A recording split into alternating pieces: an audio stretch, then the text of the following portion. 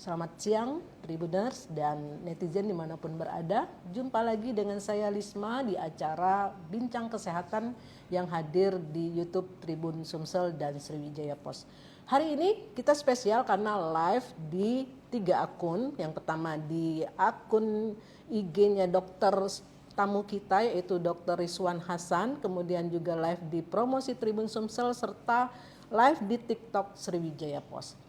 Seperti yang kita ketahui, bulan Ramadan akan segera datang, insya Allah tanggal 18 atau tanggal 19 Februari nanti adalah hari pertama kita akan menjalankan ibadah puasa. Nah, tema kita hari ini adalah bagaimana puasa ibu hamil di bulan Ramadan. Telah hadir di studio dokter yang tidak asing di Palembang, beliau adalah Dr. Rizwan SPOG, subspesialis FER. Beliau adalah dokter kandungan di Rumah Sakit Az-Zahra. Kita sapa dulu. Assalamualaikum, Dok. Waalaikumsalam warahmatullahi wabarakatuh. Selamat datang di Tribun, di Geraha Tribun, Dok ya. Iya, terima kasih undangannya. Terima kasih, Dok. Ya, Dok, kita akan segera memasuki bulan Ramadan nih, Dok. Tapi sebelumnya saya pengen ini dulu deh. Aktivitas dokter selama ini seperti apa, Dok? Silakan, Dok. Iya. Terima kasih Mbak Lofi. Ya, sehari-hari saya sebagai dokter kandungan subspesialis bagian kesuburan itu berpraktek di RSI Az-Zahra di Celentang, Kenten, dan khusus untuk promil baik insem baik tabung itu saya tergabung di tim Blasula IVF di Siloam. Di Siloam. Jadi tiap hari nih, Dok ya, hampir menghadapi ibu-ibu melahirkan, ibu yang konsultasi lagi hamil gitu lumayan. Ya. Oke, oh ya saya ingatkan buat teman-teman ya ibu-ibu hamil ya terutama bisa bertanya langsung ke Dr. Rizwan lewat akun IG-nya beliau di @rizwanhasan dan juga bisa lewat promosi Tribun Sumsel atau di TikTok-nya Sriwijaya. Silakan ya yang ingin bertanya. Oke, Dok. Menghadapi Ramadan, ini kan ada sebagian ibu-ibu hamil tuh khawatir, oh saya ini mau puasa nggak sih, kuat nggak saya, apakah janin saya akan sehat. Nah, seperti apa nih antusias ibu hamil ketika akan menghadapi Ramadan ini, mungkin yang sering berkonsultasi dengan dokter. Iya, ya menghadapi puasa Ramadan ya di tahun-tahun sebelumnya sama ya, bahwa rata-rata ibu hamil yang datang ke praktek sering menanyakan. Dan mereka kayaknya antusias ya, karena ini setahun sekali, boleh nggak dia berpuasa. Dan kita pada prinsipnya tidak ada masalah ibu hamil berpuasa, asal sebelumnya kita pastikan kondisi kehamilannya, begitu juga kondisi ibunya itu dalam kondisi sehat, dan puasa itu sendiri tidak berdampak negatif terhadap kehamilannya. Oke, jadi secara umum sebenarnya tidak ada masalah ya dokter antara apakah ibu hamil boleh berpuasa atau tidak, itu secara umum ya dok? Iya, secara umum tidak ada masalah dengan catatan tadi baik ibunya sehat secara klinis, tidak ada penyakit-penyakit penyerta maupun kondisi janin yang dikandungnya itu dalam kondisi yang baik. Nah, pada saat seperti apa kondisi ibu hamil yang tidak dianjurkan berpuasa, Dok? Nah, ini mungkin agak mulai teknis nih, Dok. Iya. Ya, kita tidak menyarankan pada ibu hamil untuk berpuasa itu kita bagi dalam 2 kategori. Yang pertama kondisi ibu. Kondisi ibu tentunya kita lihat apakah ada penyakit penyerta yang timbul berbarengan dengan kehamilannya. Yang sering itu apakah dia ada kencing manis, diabetes gestasional kita sebutnya, atau dia ada darah tinggi, hipertensi dalam kehamilan, dan atau yang terakhir tuh kita lihat apakah dia ada gangguan anemia atau kekurangan zat besi. Ya. Kalau ada salah satu dari 3 itu kita sarankan tidak berpuasa dulu karena akan berdampak kurang baik untuk ibunya. Yang kedua untuk kondisi janin kita pantau dengan pemeriksaan, lebih khusus lagi dengan pemeriksaan USG, kita pantau apakah ada gangguan pertumbuhan janin. Kita ikuti setiap bulan itu kan kita ikutin apakah per bulan itu sesuai beratnya, dan juga kita lihat air ketubannya. Kalau air ketubannya berkurang atau sedikit, biasanya kita sarankan untuk berpuasa. Oke, jadi kalau yang untuk ibunya tuh 3 kondisi tadi, dari darah tinggi, diabetes, dan anemia. Betul. Dan satunya tadi lihat janin ya, Dok? Janin, kondisi janin. Oke, nah apakah ini juga berarti sangat tergantung dengan trimester itu dok. Trimester 1, 2, dan 3 itu apakah pengaruh juga dengan Ya. berpuasa dok? Secara umum sih sebenarnya tidak berpengaruh Bu ya, Mbak ya. Karena prinsipnya puasa itu kan cuman kita mengatur pola makan aja. Biasa Betul. 3 kali sehari Ya. makan, dengan berpuasa jadi 2 kali ya, ditambah mungkin pas setelah terawih. Tapi para ahli menyarankan terutama di trimester pertama itu kalau tidak Ada disarankan gangguan. tidak ada gong atau lebih disarankan tidak berpuasa dulu. Oh malah ya? Ya, Kalau karena hamil muda malah jangan ya dok? ya karena tadi banyak keluhan biasanya ya, ngidam, mual muntah Mual, berlebihan. muntah. Ditambah lagi trimester pertama itu sampai 14 minggu usia kehamilan itu masa-masa pembentukan organ. Ya, Oke. karena pada saat itulah organ terbentuk, organ-organ vital ya, jantung, otak, segala macam. Iya.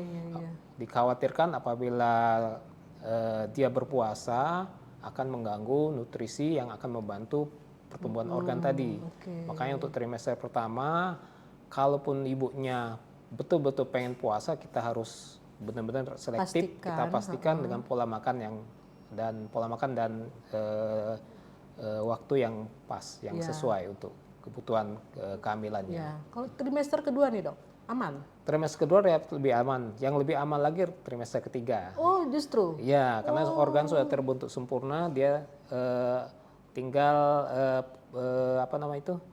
penambahan berat badan aja. Di usia 7 bulan 28 minggu ke atas itu. Malah aman ya dok. Ya, Saya pikir yang trimester ketiga yang agak berat dok. Karena kan ngelihat ibunya udah besar, perutnya mau puasa pula. Oh ternyata malah lebih aman. Ya, dari sisi pertumbuhan organ. Tinggal gimana cara mengaturnya supaya nanti jangan di trimester ketiga itu malah kelebihan berat badan ataupun sebaliknya malah kekurangan. Oh iya. Nah ini pengetahuan baru nih netizen ya. Oke dok, nah kan sebenarnya berpuasa itu kan kalau kita sebagai orang Islam kan justru sehat ya dok ya. Nah ada enggak penelitian mungkin dari medis sebenarnya ibu hamil yang berpuasa itu menyehatkan atau seperti apa dok? Kayak orang-orang biasa ya yang tidak hamil dok? Iya, namanya syariat ya pasti ada keuntungan atau faedah ya. Memang untuk populasi normal ya artinya tidak hamil itu tentu banyak manfaatnya. Pada hamil juga sebenarnya bermanfaat sebenarnya dengan pola makan yang diatur lewat antara buka dan sahur dan dengan makanan-makanan yang terseleksi dengan baik tentu akan mengatur nutrisinya, terutama pola makannya juga karbohidratnya terjaga. Biasanya yang selama ini makannya tidak teratur, sering jajan segala macam dengan berpuasa ini lebih teratur. Dan untuk janin sendiri dengan berpuasa tidak ada masalah sebenarnya, tidak ada nanti janinnya akan lebih kecil. Ada mitosnya gitu dok?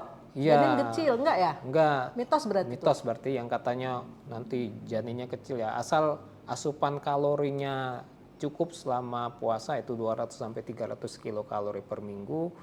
Itu biasanya 200-300 per hari. Biasanya kecukupannya kalorinya akan cukup dan artinya berat badan janinnya juga akan ideal.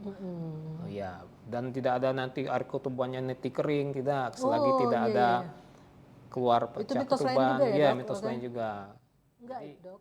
Ya, selama ibunya minum yang cukup ya 8 gelas sehari selama puasa, biasanya ya insya Allah tidak ada akan kekurangan cairan ketuban. Jadi itu di sisi lain sebenarnya tidak ada kekhawatiran ya dok ya. Untuk ibu hamil tetap berpuasa. Oke dok, nah kadang-kadang juga orang tua kita dulu dok katanya kalau kita berpuasa saat hamil tuh anaknya nanti pas lahir kuat juga puasa nanti itu. Ada benernya nggak itu dok? Jadi katanya melatih secara apa ya istilahnya ya anak nanti juga kuat berpuasa tuh. Itu mitos atau budaya itu dok? Ya mungkin lebih ke arah budaya ya dan mungkin pola ya bisa jadi sih pola pendidikan agama dari lahir dari sejak dini ya sejak dari dalam kandungan. Bisa jadi ya ada pesan-pesan khusus dari ibunya selama ibunya di kandungan. Tapi secara medis dan penelitian tidak Tidak ada ada hubungannya. hubungannya. Ya. Oke dok. Nah sekarang kita masuk ke bagaimana mengkonsumsi atau adakah menu khusus untuk ibu hamil ketika berpuasa dok? Mungkin untuk sahur seperti apa, kemudian juga bukanya seperti apa, dan minum tadi dok, dehidrasi bisa nggak terjadi sama ibu hamil dok? Ya, ya prinsipnya puasa kan seperti yang kita bilang tadi itu hanya mengatur pola berubah waktu makannya aja. Biasa 3 kali ini jadi 2 kali. Dan menunya ya tentu pada saat sahur kita usahakan makan yang sifatnya kenyang yang lama, jadi karbohidrat yang kompleks ya, seperti pada beras merah atau pada kentang ya, atau enggak ada misalnya bisa pakai apa namanya oatmeal segala macam ya, jadi kenyangnya lebih lama. Dan juga tentu dengan cukup protein yang untuk pertumbuhan janin, dan penting tadi itu adalah hidrasi, banyak minum. Paling tidak 2 gelas pada saat sahur. 2 gelas cukup sebenarnya? Ya 2 gelas cukup. Tapi sebelum malam-malamnya juga? Ya pada saat berbuka bisa minum 2 gelas lagi. Dan dengan berbuka dengan takjil yang cepat naikkan kalori. Yang paling simpel sih cukup makan kurma 3 butir kan, kalau kita diajarkan makannya ganjil ya, 3 atau 5 ya. Jangan langsung diantem pakai yang banyak, langsung makan nasi segala macam. Itu nanti setelah kita jeda sholat maghrib baru kita lanjutkan dengan makan istilah itu makan malamnya dengan porsi yang sama seperti pada saat kita makan siang, dengan perbandingannya sepertiga kalori, sepertiga protein. Dan pada saat malam setelah sholat tadi menjelang tidur mungkin kita bisa tambahkan minum lagi 4 gelas. Ya, tapi jangan langsung 4 gelas sekali kokop ya. Maksudnya diatur gimana, artinya secara total itu sehari itu 8 gelas. Jadi 2 gelas saat sahur, 2 gelas pada saat berbuka, dan 4 gelas ketika akan mau tidur. Ya, malam. Ya. Ini triknya juga ya untuk menjaga supaya kenyang lebih lama juga ya, memang disunahkan juga kan, kita diajarkan pada saat sahur itu lebih mepet ke arah imsak. Jangan nanti sahurnya masih lama jam 3 nanti. Zaman nenek kita dulu dok, jam 3 itu memang sahurnya. Nanti jam 9 sudah lapar. Padahal di akhir-akhirkan aja, itu sunnahnya juga. Dan pada saat berbuka disegerakan. Gitu. Nah dok, apakah perlu juga minum suplemen atau makan suplemen itu dok? Ya untuk penting. Ibu hamil. Ya sebelum nggak puasa aja minum suplemen, apalagi pada saat puasa. Jadi terutama ya vitamin asam folat ya untuk pembentukan saraf, zat besi, kalsium, vitamin D untuk pembentukan tulang. Semua itu harus bisa dikonsumsi oleh ibu hamil supaya nanti ya itu biasanya saat sahur atau saat buka dok diminum? Ya tidak masalah sih biasanya. Tidak masalah. Mungkin secara sugesti mungkin lebih enak pada saat sahur ya. Jadi kesannya minum vitamin lebih kuat ya. Sebenarnya secara sugesti aja. Tetap minum susu hamil 2 gelas pada saat sahur dan berbuka. Oh 2 kali ya. Nah oke dok. Ketika ibu hamil ini kan lama nih, sebulan dok puasanya. Nah kapan adakah tanda-tanda ibu hamil yang mungkin dia dehidrasi doknya, kurang minum, dan kemungkinan akan mengganggu misalnya janinnya itu dok, dan pada saat kapan ibu hamil sebaiknya memecahkan saja puasanya gitu dok? Iya,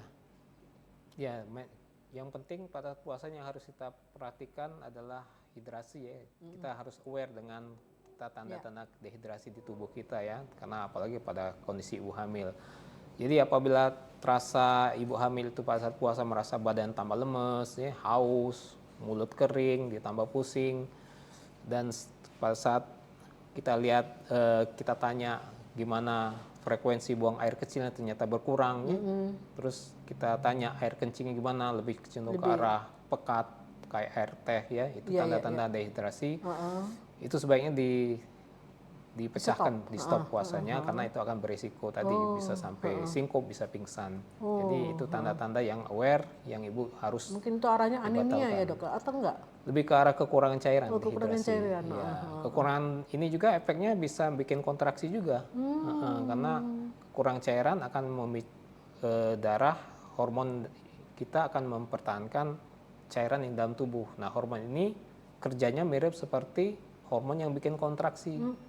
Jadi salah satu resiko juga untuk ibu hamil yang dehidrasi, yang mungkin kurang cakupan minumnya kurang, itu malam bisa lupa tuh ketiduran, ya nggak tiduran sempat ya, minum.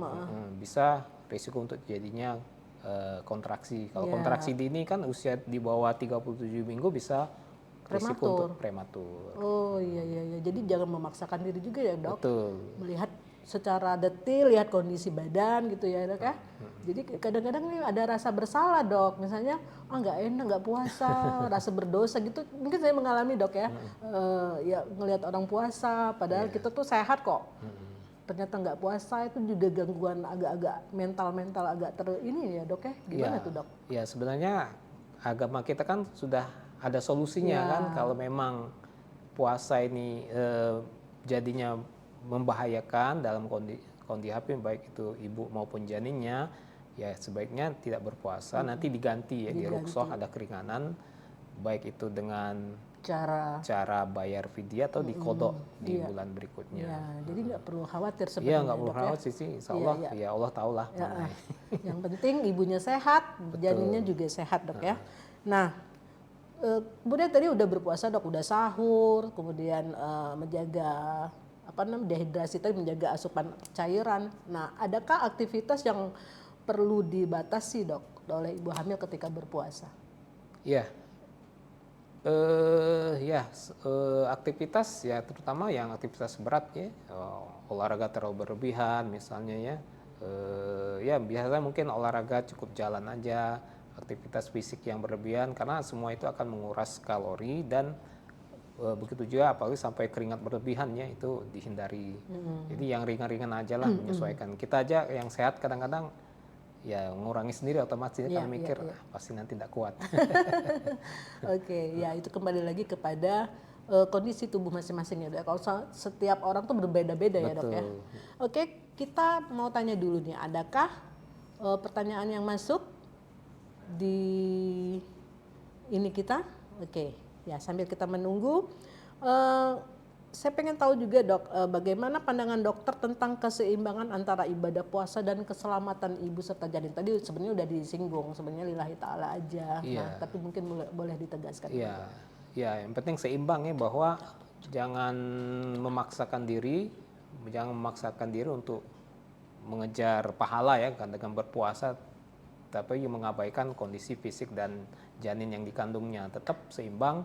Apabila pada saat menjalankan ibadah puasa itu didapatkan kondisi atau tubuh sudah memberikan alarm bahaya tadi yang kita sebutkan, pusing, lemes, dan tanda-tanda dehidrasi lainnya, sebaliknya ya dibatalin aja puasanya untuk menghindari akibat yang tidak diinginkan. Iya. Dok, apakah tadi yang kita omongin tadi dok ya juga berlaku untuk ibu menyusui yang baru melahirkan mungkin dok ya? Yang mungkin yang sudah lewat masa nifas tapi dia masih menyusui, apakah sama dok polanya kayak yang ibu hamil tadi dok? Iya sama apalagi ya? Pada ibu menyusui itu harus lebih banyak nutrisi lebih banyak, terutama kebutuhan cairannya lebih banyak lagi karena dia akan kalau tidak demikian produksi ASI-nya akan berkurang, tentunya akan berdampak ke janinnya, ke bayi yang disusuinya. Jadi tetap prinsipnya sama, menyusui. Kalaupun tidak bisa, memang ya pilihannya diganti puasanya. Iya. Belum.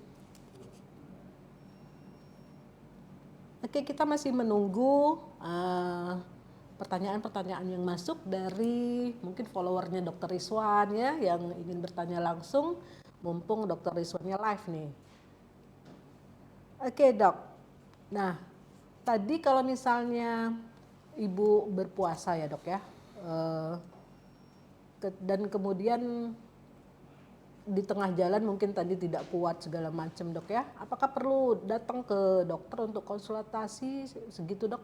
Iya, memang ya baiknya sebelum memutuskan untuk berpuasa sebaiknya berkonsultasi dulu dengan dokter kandungan yang terpercaya, dipastikan kondisi ibunya, kondisi janinnya, kandungannya, organ-organ dalam kandungan itu sendiri itu tidak ada masalah. Pertumbuhan janinnya masih bagus, air ketuban cukup, begitu ya ibunya tidak ada penyakit-penyakit, sebaiknya tetap berkonsultasi dulu. Yeah. Begitu juga saatnya ada masalah, saatnya kita putuskan ibunya juga boleh berpuasa, jangan segan-segan untuk segera berkonsultasi, memeriksakan diri apabila ada masalah. Terutama misalnya, dok kok ini selama puasa gerakan janinnya berkurang gitu ya. Karena tadi kurang kalori, kan normal janin itu bergerak itu dalam 1 jam itu sekitar 10 kali. Ya 2-10 kali. Nanti dilihat kalau memang berkurang, nah baiknya dicek apakah memang ada masalah atau tidak gitu. Iya, berarti iya kalau soalnya sekarang ini kan kadang-kadang informasi itu kan mudah masuk dok. Kadang dari sini, dari situ, belum lagi dari orang tua, dari dulur. Jadi sebenarnya seperti apa sih dok memilah informasi-informasi yang baik atau yang salah nih tentang seputar ibu hamil ini dok? Dokter punya saran nggak? Ya, sebaiknya dalam mencari informasi dengan era yang teknologi yang semakin canggih ini kan banyak, mulai dari berbagai media ya dengan berbagai macam konten. Tetap sebaiknya cari dari sumber yang terpercaya ya, baik dari rumah sakit yang ada. Sekarang kan banyak nih, tiap rumah sakit ada media sosialnya ya, bisa dilihat di sana. Atau ada dokter-dokter sekarang kan banyak juga nih yang sudah bikin ya jadi konten kreator lah ya. Tentunya itu akan bagus daripada kita nyari yang dari sumber yang nggak jelas, mungkin ini dari sekedar selebgram, nanti dia ngomong segala macam karena banyak follower aja. Dan kalaupun ada yang ragu, jangan lupa untuk nanyakan langsung ke dokter yang terpercaya. Paling mudah tuh ke AI. AI itu suka ini nggak menjerumuskan ke hal yang ya salah AI gitu, itu sebenarnya dokter nih. Baik juga sih, karena dia akan tentunya mencari berbagai sumber ya.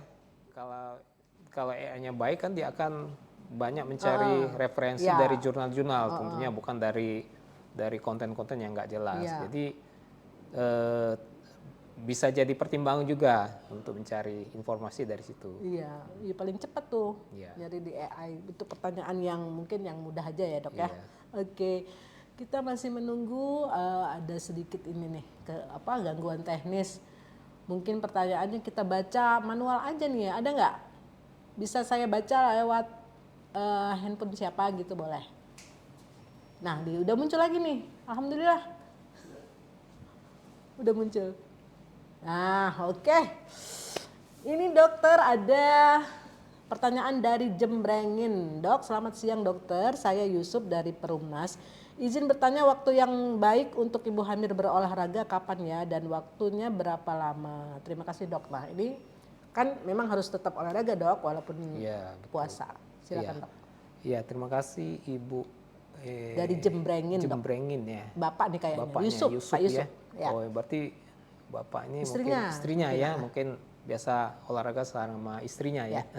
Ya olahraga yang terbaik ya bagusnya pagi hari di mana kita masih fit ya, dengan habis subuhan mungkin ya dok. Habis sahur tentunya dengan sahur yang kita makan tadi, badan masih fit. Yang paling baik pagi ya. Jadi kalau sore nanti ya lemes nanti. Udah lemes apalagi kondisi sudah lebih panas. Pagi ya sebelum di bawah jam 8 mungkin bagus. Habis sahur bisa jalan. Sekarang kan kalau puasa kan sahur pasti ramai habis subuh gitu ya. Boleh dimanfaatin aja euforia itu. Tapi ingat batas cukup setengah jam, maksimal 1 jam lah. Jangan nanti, itu pun dengan aktivitas yang ringan, cukup jalan aja, jangan harus jogging, apalagi sampai ngejar pace. Kecuali mungkin Pak Yusufnya ini pariculture mungkin. Cukup seminggu 2 atau 3 kali. Oh, seminggu cukup 2 kali, 3 kali ya dok ya. Yang penting bergerak badannya ya dok ya. Betul. Oke, saya bacakan pertanyaan kedua dok dari M. Rizky Trih. Apakah ada menu khusus dok untuk ibu hamil kalau masih ingin menjalankan puasa dan apakah aman kalau di trimester pertama? Nah ini tadi udah kita omongin, mungkin bisa diulang dok. Ya, trimester pertama kalau memang tidak kita sarankan untuk berpuasa karena tadi itu adalah masa-masa pembentukan organ. Pembentukan Takutnya otak. dengan puasa mungkin asupan pada saat sahur itu berkurang, nanti diharapkan akan terganggu pembentukan organnya. Dan menu yang khusus ya seperti yang kita tadi ya usahakan banyak pada saat sahur itu makan karbohidrat yang kompleks ya. Yang sifat kenyangnya lama seperti beras merah atau oatmeal, kentang-kentang segala macam ya. Dan hindari kopi, teh karena itu akan bikin lambung ini begah ya. Hindari itu. Walaupun buka ya dok.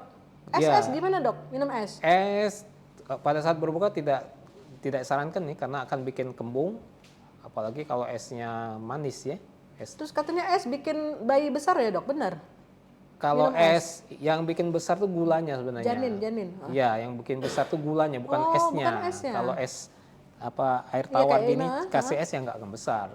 Yang bikin besar tuh gulanya, misalnya es teh manis, es tambah sirup, itu gulanya, gula yang tergantung di tehnya, bukan di masalah suhu minumannya, bukan. Jadi kalau air tawar dikasih es saja nggak masalah, diminum sebanyak-banyak bayinya nggak akan besar. Justru kalau teh hangat manis, teh hangat ya manis, nah itu yang bikin besar. Saya dulu perasaan waktu umur 6 bulan dok ya disuruh dokter karena bayinya masih kecil, ukuran kepalanya jadi banyak-banyak minum es bu. Ya Salah, mungkin katanya es krim ya, sebenarnya es krim. Iya, es krim. Karena es krim itu bukan masa esnya, gulanya itu. Iya es krim salah ya, kali, ingatan mungkin saya karena es krim itu kan simple, tinggal jadi benar itu es krim itu bisa membesarkan anak ya, ya karena gulanya tadi. Kalau suruh minum banyak kan agak repot ya, minum manis-manis lebih suruh makan es krim lebih gampang. Iya. Oke dok. Ini ada lagi dok dari Septi Dwi Aryani. Kenapa ya semenjak hamil badan kerasa sakit-sakit semua dok? Apa dok tuh dok? Ya kalau sakit ya bisa jadi kekurangan dari kalsium bisa ya. Sendi ya mungkin maksudnya dok ya? Bisa jadi otot, salah satu ciri itu kekurangan cairan juga. Jadi mungkin pada saat sahur kurang minum, kadang-kadang kita ini malas nih, sekedar bangun aja berat ya, apalagi suruh minum 2 gelas. Ya baiknya cukupi cairannya, banyak minum 2 gelas pada saat sahur.